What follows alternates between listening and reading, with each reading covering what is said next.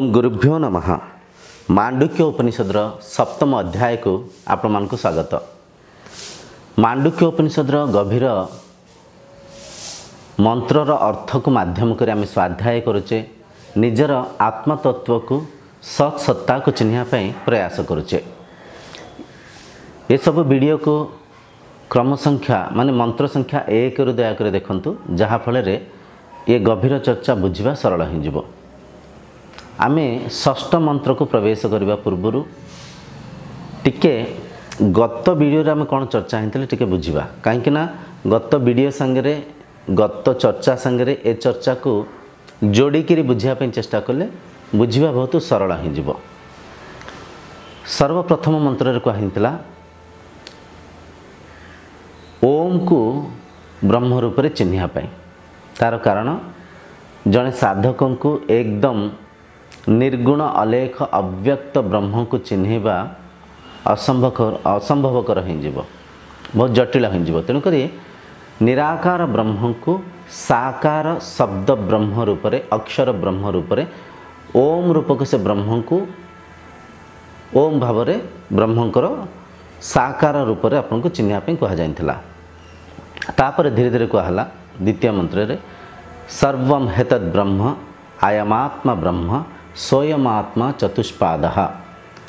द्वितीय मंत्र कहला सबकिछि ब्रह्म ही, जो ओम को ब्रह्म भावुंट ओम रूपक से अक्षर ही ब्रह्म नुहंती, से शब्द ही ब्रह्म नुहंती, सबकिछि ब्रह्म। ए प्रपंच रे जहा किछि देखुसंती पंचभूतर निर्माण हिंतिबा ए प्रपंच आ ए प्रपंचर आधार सबकिछि ब्रह्म ही।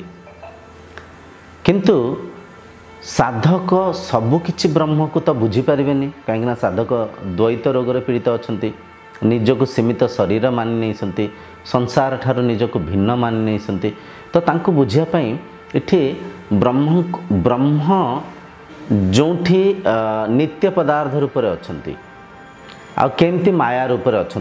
ध्यान दियंतु, बहुत गभीर कथा यहाँ। ब्रह्म बाहर माया रूप में अच्छा, भितर अंतर रे नित्य पदार्थ रूप में अच्छा। तो नित्य पदार्थ को चिन्हिले ही माया को जीति पारिबे।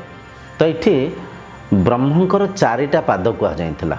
प्रथम पाद रे आमे बुझीथिले ब्रह्म बहिर्मुखी होकर अच्छा, जागृत अवस्था अच्छा। सप्तांग 19 मुख माने 19टा द्वार तांकर अच्छी, 19टा मुख अच्छी, 7टा अंगरे ब्रह्म बहिष्प्रज्ञा स्थिति रे अच्छन्ति, जहाँकर ना आमे देइथिले वैश्यानर प्रथम पाद रे। द्वितीय पाद रे आमे बुझिथिले ब्रह्म स्वप्न स्थिति रे अच्छन्ति। जागृत स्थिति पर द्वितीय स्थिति आसीथिला स्वप्न स्थिति। स्वप्न स्थिति रे अंतः प्रज्ञा हेंकिरे अच्छन्ति, से स्थिति को आमे तेजस कहिथिले। तृतीय पाद रे ब्रह्म सुसुप्ति अवस्था अच्छा, जागृत अवस्था स्वप्न अवस्था, तृतीय अवस्था ला सुसुप्ति अवस्था।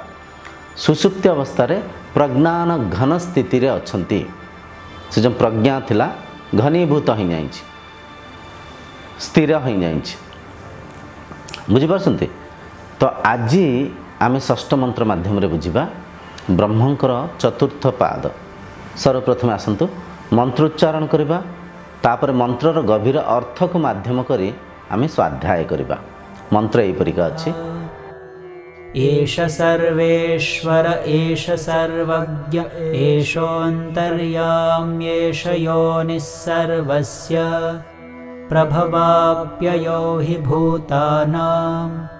देखंतु एठी मंत्र रे कुआ जाउछि एषु सर्वेश्वर एषु सर्वज्ञ एषु सर्वंतर्यामी एषु सर्वयोनि।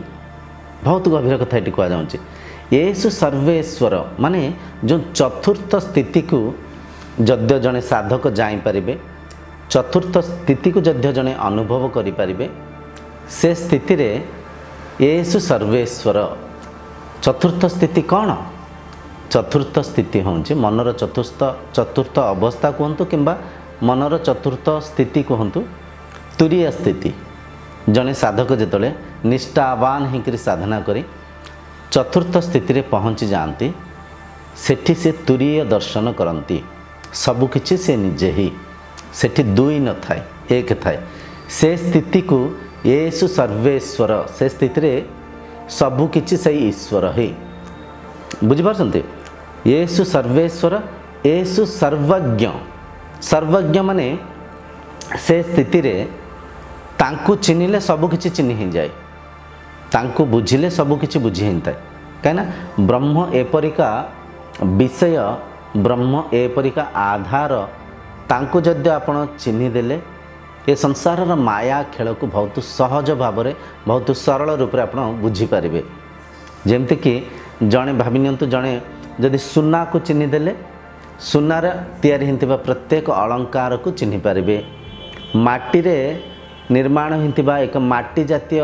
हांडी को किंबा माठियार जो आधार अच्छे माटी को चिन्हि देले माटी रे निर्माण होता प्रत्येक वस्तु पदार्थ को आपण चिन्हि पारे ठीक सेमती ब्रह्म को चिन्हि देले आपण सर्वज्ञ होइजिबे सर्वज्ञ माने पंचभूत रे गढ़ा होता ए प्रपंचर आधार जेहेतु से ब्रह्म ब्रह्म को चिन्हिले ब्रह्म को संगे संगे ए प्रपंचर प्रत्येक ज्ञान आपण भितर माने जन्म हब माने आपण मन रे ए प्रपंच केमती परिचालन होउची सृष्टि केमती सृष्टि होउची केमती परिचालन होउची केमती विनाश होउची ए सबुर आधार केमती एक ए कथा को आपण सर्वज्ञ होकरी चिन्हि पारे येसु सर्वंतर्यामी ए जो आमे कहूँ भगवान अंतर्यामी भगवान को कौन बा कहवा सी तो अंतर्यामी सी तो सबू जानी था कहीं कहूचे सी समस्त अंतर रे अछंती जेतिक शरीर आमे देखुचे एमती तो शरीर रूप आम भेद मानिचे भिन्न मानिचे निजक सीमित शरीर अन्य को सीमित भिन्न भिन्न शरीर मानिचे किंतु प्रत्येक शरीर भितर से एक शक्ति ही अछंती एक सत्ता ही अछंती जहाँ को आम अंतर्यामी कहूँ था येसु सर्वंतर्यामी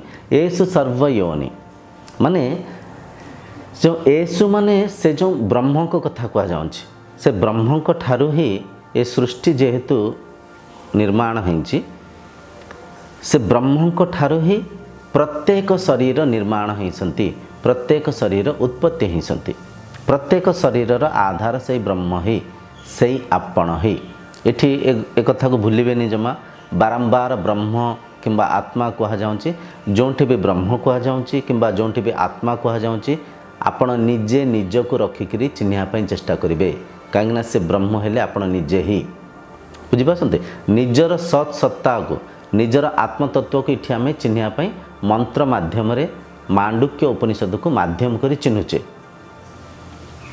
इठी गभीर कथा को बुझंतु येसु सर्वेश्वर माने सबु किछि से सर्व माने सर्वरे सबु किछि आसीगला पंचभूत निर्माण होता प्रपंच आसीगला प्रपंच रे सबु किछि आसीगला सर्वेश्वर माने एठी दुई नहांती एक अछंती ये एकता को अनुभव करिया पे आमे प्रयास करूचे बुझिपारछंती तो इठी स्पष्ट कह जाउचे येसु सर्वेश्वर सभिंक ईश्वर से निजे ही ये कथा केतळे आपण जानिबे जेतळे तुरीय स्थिति की जिबे मनर चतुर्थ स्थिति को जीवे तुरीय दर्शन करेंगे ब्रह्मवेद ब्रह्मेतु भवतु ब्रह्म को खोजिकी जी साधना को आचरण करी सिद्धि प्राप्त होती से निजे ही ब्रह्म अच्छंती से निजे ही ब्रह्म थिले किंबा से निजे ही ब्रह्म एक कथा को ये सत्य को से चिन्हि पारंती बुझिपारंती तो इटी गोटाए शक्ति अच्छी येसु सर्वांतर्यामी सबुक अंतर रे से अच्छंती आमे केन उपनिषद रे पढ़िथिले यन्मनसा नामनुते येनाहुर्मनोमतं तदेव ब्रह्मत्वं विद्धि नेदम यदितम उपास्यते ये मन ब्रह्म को चिन्हि पारिबनी ये मन को जो शक्ति एक वस्तु रूप में विनियोग करसंती ये मनर जी आधार माने कौन अंतरर आधार अंतर्यामी प्रत्येक मनर आधार रूप में प्रत्येक अंतरर आधार रूप में से एक ब्रह्म ही अछंती से एक ईश्वर ही अछंती से आपण निजे ही अछंती कहीं दुई नाई दुई थिले आमे भाभी थांते ईश्वर आम ठारू बड़, आमे तांको ठारू छोट, जीवात्मा अलगा परमात्मा अलगा। बुझिपारछन्ति? जीवात्मा हैला अज्ञानता, अस्मिता, अविद्या, ब्रह्मज्ञानर अभावरु परमात्मा ही निजको जीवात्मा मानि नहीं सन्ति मनर स्तर रे। तो ये दुई नहांती एक कथा को धरंतु। उपनिषद प्रमाण येषु सर्वेश्वर येषु सर्वंतर्यामी येषु सर्वज्ञ। सर्वज्ञ माने ये ब्रह्म सत्ता को आप चिन्हि गले ये संसार सबु किछि सबु ज्ञान को कौन कौन होउची केमती सृष्टि परिचालन होउची सृष्टिर आधार किए सबु किछि आपण बुझी पारबे। बुझिपारछन्ति? येषु सर्वयोनि माने जेतिक भी पशु पक्षी तरु लता मनुष्य कीटाणु भूताणु जेतिक भी जीव जेतिक भी जगत उत्पत्ति होइसन्ति ये सबुर कारण ये सबुर आधार ये सबुर उत्पत्तिर जोनि होउसन्ति से ब्रह्म। बुझिपारछन्ति? आमे अविद्यार अनेक कथा ए प्रकार साधुवाणी रे सुनि थाउ। मनीष जन्म होउची श्रेष्ठ जन्म। अनेक पुण्य फल रे अनेक पुण्यर बल रे आमको मनुष्य जोनि रे जन्म होबार मौका मिली थाए। किंतु इठी कौन कहा जाउची बुझंतु? सबु जोनिर आधार से ब्रह्म ही, सबु जोनि भितरे से ब्रह्म ही अछंती। पशु भितरे पक्षी भितरे तरु लता कीट पतंग समस्त भितर से ब्रह्म कौन चाउ थे मन रखु आपण अछंती से नुहंती। आयमात्म ब्रह्म मु आत्म ब्रह्म से जो आत्मा ब्रह्म मु निजे। बुझिपारछन्ति? जेहेतु से सबु जोनिर आधार से सबु जोनिर कारण कर्ता उत्पत्ति परिचालक परिवर्तन सबु किछि से ब्रह्म ही, सबु किछि से आत्मा ही, सबु किछि से एक शक्ति ही आ सी हेले आपण। बुझिपारछन्ति? एठी प्रश्न उठे आपण तुरीय स्थिति को मनर चतुर्थ अवस्था को अनुभव करिसन्ति कि? जो महापुरुष अनुभव करथिबे से तो बुझी पारुथिबे सब कथार ए जो कथार मर्म को ए सब कथार गभीर अर्थ को से तो बुझी पारुथिबे। जी साधक साधनारत अछंती मनर चतुर्थ अवस्था को अनुभव करिनांती दयाकरी साधनार निष्ठा को बढ़ातु। कहीं ये बिल्कुल मनरे प्रश्न उठिबार संभावना अच्छी। आपने कथा कहते जे ईश्वर समस्त भीतर अछंती ठीक अच्छे कथाटा बुझी होची ईश्वर एक ठीक अच्छे ए कथाटा भी मानुची ए कथाटा भी मन टिके मोर ग्रहण करुची। ईश्वर सर्वंतर्यामी ए कथाटा भी मो मन ग्रहण करुची। ईश्वर सर्वयोनि माने जेतिक जोनिर जेतिक जीवजंतु जन्म होउसंती तांको ठारू जन्म होउसंती एइटा भी मो ए कथाटा मन स्वीकार करची। किंतु मु ही से ईश्वर मु ही से ब्रह्म मु ही से आत्मा एठी आगे मो मन ए कथा को ग्रहण करनी। मु केमती कहना मु तो सामान्य गोटे घर खंडे करि पारनी गोटे चाकरी पाई पारुनी मु तो एमिति अवस्था रे अछि मु कौन सर्वस्व माने एठी मु मु मु आपण ए देह को परकुसंती जो असली मु अछंती जो असली आपनकर सत सत्ता अछि से सत सत्ता को धरि पारु नांती। एठी निज को जेहेतु देह मानि नै सन्ती आज आपण जो स्थिति रे भी अछंती आपण को बयस जेते भी होना कहीं अति कम रे आपण को बयस तो 15 वर्ष ऊर्ध्व थी ब्रह्मज्ञान को आप जदि शुणुंट ये गभीर चर्चा को जदि आप बुझापी प्रयास करुँच निश्चय 15 वर्ष 18 वर्ष 50 वर्ष 60 वर्ष आप बयस जदि थी जो शरीर जो मन 15 वर्ष रु 60 वर्ष जाए निजक देह मानिची से शरीर किंबा से मन किछि समय ब्रह्मज्ञान चर्चारू निजर सत्सत्ता को बुझीपार कि असंभव असंभव। तेणुक शास्त्र जद्य कहूँची शास्त्र मिछ कहनी हेपरे आपण ए कथा को बुझी पारना हेपरे आपण ए कथा को धरी पारना न धरी पारिबारु न बुझी पारिबारु 60 वर्ष 70 वर्ष हेलाणी जो शरीर ନିଜକୁ ଦେହ ମାନି ନେଇଥିଲା, ନିଜକୁ ଶରୀର ମାନି ନେଇଥିଲା, ସେ ଶରୀର ପରିକା ହିଁ ପରଖୁଛି, ସବୁକିଛି ଦେହ ଭାବରେ ହିଁ ପରଖୁଛି, ଆଉ ଏ ସତ୍ୟକୁ ଧରିପାରୁନି। ତ ତାହେଲେ ଆର ଉପାୟ କ'ଣ? ଠିକ୍ ଅଛି, ଆପଣ କହିଲେ ମୁଁ ହିଁ ସେ ବ୍ରହ୍ମ, ମୁଁ ହିଁ ସେ ଆତ୍ମା, କିନ୍ତୁ ମୁଁ ଅନୁଭବ ନ କଲେ ତ ମଣିଷ କେଉଁ କଥାକୁ ମାନନ୍ତିନି, ଅନୁଭବ କେମିତି କରିବି? ତ ମହାଶୟ ଏ କଥାକୁ ମନରେ ବିଲକୁଲ ବସେଇ ଦିଅନ୍ତୁ। ଗୁରୁ, ଶାସ୍ତ୍ର, ସାଧନା, ସତ୍ସଙ୍ଗ ମାଧ୍ୟମ ଆଧାର କରି ଗୁରୁଙ୍କୁ, ଶାସ୍ତ୍ରକୁ, ସାଧନାକୁ, ସତ୍ସଙ୍ଗକୁ ମାଧ୍ୟମ କରି ନିଜକୁ ହିଁ ନିଜେ ଚିହ୍ନିବାକୁ ପଡ଼ିବ। ଆପଣଙ୍କୁ ହିଁ ସାଧନା ମାର୍ଗକୁ ଆସିବାକୁ ପଡ଼ିବ। ଆପଣଙ୍କୁ ହିଁ ଅଷ୍ଟାଙ୍ଗ ଯୋଗକୁ ଆଚରଣ କରିବାକୁ ପଡ଼ିବ। ଅଷ୍ଟାଙ୍ଗ ଯୋଗ ପୂର୍ବରୁ ଆମେ ଯେଉଁ ସାଧନ ଚତୁଷ୍ଟୟ ଥିଲା, ପ୍ରାଥମିକ ସାଧନା, ସାଧନ ଚତୁଷ୍ଟୟକୁ ଆଚରଣ କରନ୍ତୁ। ବିବେକ, ବୈରାଗ୍ୟ, ସମାଧି, ଷଟ୍ସମ୍ପତ୍ତି, ମୁମୁକ୍ଷତ୍ୱ, ଶମ, ଦମ, ଉପରତି, ତିତିକ୍ଷା, ଶ୍ରଦ୍ଧା, ସମାଧାନ ଏସବୁ କଥାକୁ ଆଚରଣ କରନ୍ତୁ। ଧୀରେ ଧୀରେ ଅଷ୍ଟାଙ୍ଗ ଯୋଗରେ ପ୍ରବେଶ କରନ୍ତୁ। ଯମ ନିୟମ, ଯମରେ 5ଟା ସାଧନା ଥିଲା। ଅହିଂସା, ସତ୍ୟ, ଅସ୍ତେୟ, ବ୍ରହ୍ମଚର୍ଯ୍ୟ, ଅପରିଗ୍ରହ ନିୟମରେ 5ଟା ସାଧନା ଥିଲା। ଶୌଚ, ସନ୍ତୋଷ, ତପ, ସ୍ୱାଧ୍ୟାୟ, ଈଶ୍ୱର ପ୍रणिधान।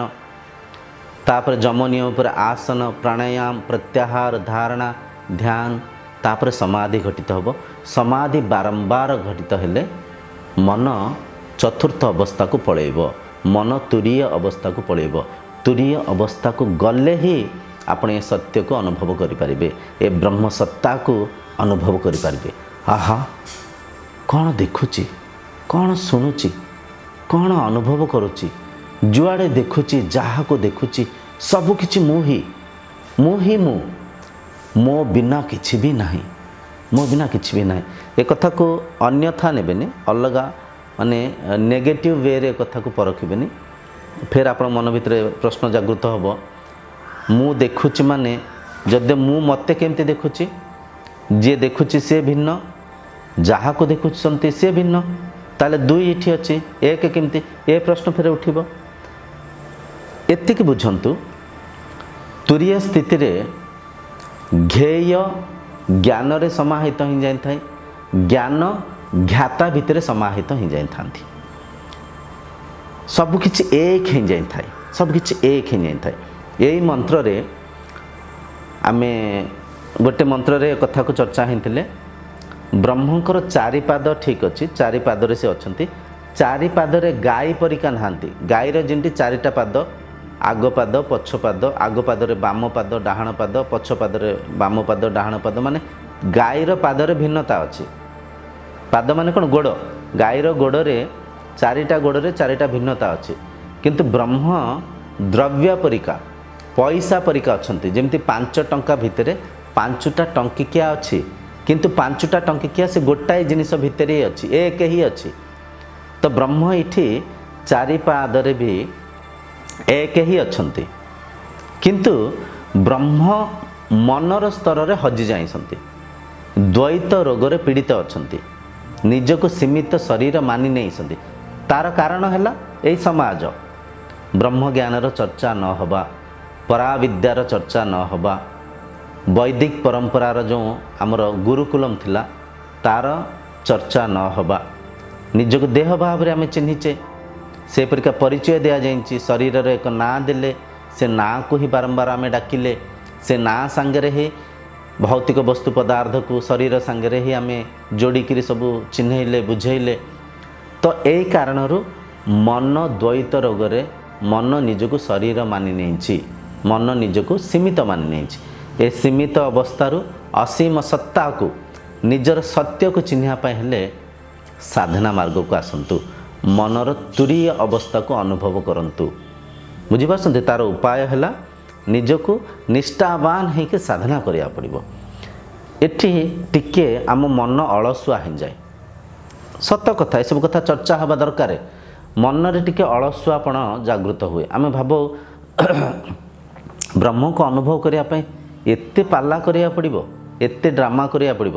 ସାଧନ ଚତୁଷ୍ଟୟ ଅଛି, ତାପରେ ଆପଣଙ୍କର ଅଷ୍ଟାଙ୍ଗ ଯୋଗ ଅଛି, ସକାଳେ ଧ୍ୟାନ କରିବାକୁ ପଡ଼ିବ, ସନ୍ଧ୍ୟାରେ ପ୍ରାଣାୟାମ କରିବାକୁ ପଡ଼ିବ, कोठी सत्संग करिया पड़िबो कोठी शास्त्र पढ़िया पड़िबो एत्ते पाला किए करिबो मो एत्ते ड्रामा किए करिबो मो एत्ते पाला कला पर जाइकरी ब्रह्म को आम चिन्हिबा। देखंतु ये अज्ञान को त्याग करंतु। जो दिन ठारू आपण साधना मार्ग को आसीबे से दिन ठारू आपण भितर अनेक परिवर्तन आसीबो। धीरे धीरे धीरे धीरे देखिबे इंद्रिय संयमित हो जिवे मन नियंत्रित हो जिवे। मनरे जो मनर जो रोग अच्छी काम क्रोध लोभ मोह अहंकार अहंभाव ए रोगरु मन मुक्त हो मन शांत रहिबो मन स्थिर रहिबो मन तृप्त रहिबो। बुझिपारछन्ती आमे जहाँ भी भौतिक काम कार्य करुचे धन उपार्जन करने दिन राति दौड़ुचे कोठी खाऊने कोठी पीऊने विभिन्न योजना करुचे धनर उद्देश्य कौन शांति आनंद विभिन्न मैचेबल ड्रेसेस पिंधुचे हेयर कट फेशियल शरीर को केते आमे सजाऊचे विभिन्न संपर्क को बांधुचे विभिन्न योजनार आमर जहाँ भी भौतिक काम कार्यर प्रत्येक योजना पछाड़े आम उद्देश्य थाई शांति प्राप्त करिबा आनंद प्राप्त करिबा सुखरे ए जीवन को बितेइबा। तो जो दिन ठारू आपण साधना मार्ग को आसिले सत्संग कले शास्त्र अध्ययन कले ये ब्रह्म तत्व को चिन्हिया पय प्रयास कले से प्रयास माध्यम रे ही आपण आंतरिक सुख को नहीं पारिबे आपण परमानंद को प्राप्ति करि पारिबे। आपण को भितर थिबा दुर्गुण दूषित विचार अदृश्य हो। तो आज्ञा प्रथम दिन ठारू ही आपण लाभान्वित हो पारिबे। एक कथा को परखंतु एक कथा को बुझंतु मनर अलसु आपण को त्याग करंतु साधना रे रुचि को देखंतु सत्संग रे रुचि को देखंतु माने देखंतु ए सब वीडियो को एकाग्र चित्त रे बुझंतु। छोट कथा कहा जाउनी जणे नेता मंत्री हबा पे केते खर्च करसंती घरे घरे जाइकरी मुंडिया मारुसंती प्रणाम करसंती टंका बिंचुसंती इलेक्शन टाइम रे आमे देखुचे टंका हजार हजार टंका कोटी कोटी टंका सब नहीं घरे बांटुसंती कहार मृत्युकिया छुतुकिया बाहागर सेठी के जाइकरी गिफ्ट दौसंती लोक संपर्क जनप्रतिनिधि हबा पाई। तो आपण ब्रह्म हेबे हेबे नु आपण अछंती आपण निजर ब्रह्म सत्ता को चिन्हिबे ए प्रपंचर आधार ए विश्वर आधार एते बड़ पद को एते बड़ विशाल तत्व को एते बड़ अनंत सत्ता को चिन्हिबे तो टिके आपण कष्ट करिवेनी टिके त्याग करिवेनी इंद्रिय सुख को टिके प्रयास करिवेनी मन को तुरीय स्थिति नबा पाई। बुझिपारछन्ती तो बहुत बड़ जिनस पाइबे साधना रे विराट जिनस पाइबे इमितिया वस्तु पदार्थ को पाइबे इमितिया जिनिस को इमितिया पद को पाइबे जहाँ को पाइक मन तृप्त हो जीवन धन्य हो आउ किछि पाइबार लालसा रहिबनी। आजर सत्संगर ए षष्ठ मंत्र आमको बुझाऊँची मनर चतुर्थ अवस्था को जिते जड़े साधक जाई पारती चतुर्थ अवस्था माने तुरीय स्थिति से तुरीय स्थिति से अनुभव करि पारती ए कथा को परखी पारती चिन्हि पारती एषु सर्वेश्वर से ब्रह्म ही समस्तंकर ईश्वर एषु सर्वज्ञ से ही समस्तंकर कथा को जानिसंती बुझुसंती एषु सर्वंतर्यामी समस्तंकर अंतर्यामी मध्य से ईश्वर ही एषु सर्वयोनि सबु जोनि रे सबु जन्मर प्रत्येक प्राणीर उत्पत्ति से निजे जेहेतु समस्तंकर आधार भी सी ही से एक ब्रह्म ही से मुही मोरी कथा कह जाऊँगी मुही जागृत अवस्था रे बहिष्प्रज्ञा हो जाऊँगी स्वप्न अवस्था रे अंतस्प्रज्ञा हो जाऊँगी प्रज्ञान घन स्थिति रे सुसुप्ति अवस्था को पलाऊँगी मुही चतुर्थ अवस्था को जाइकर निज को अनुभव करुँच। आज चर्चा को ये रखा आगामी चर्चा बहुत गभीर आज्ञा मांडुक्य उपनिषद सप्तम मंत्र को माध्यम कर आम ब्रह्म सत्ता को चिन्हवाई प्रयास करवा। आज सत्संग ये विराम दूँगी समस्ते आनंद रे रुहंतु साधनारत अच्छा प्रसन्नतार जीवन को बितांतु। ओम शांतिर्भवतु।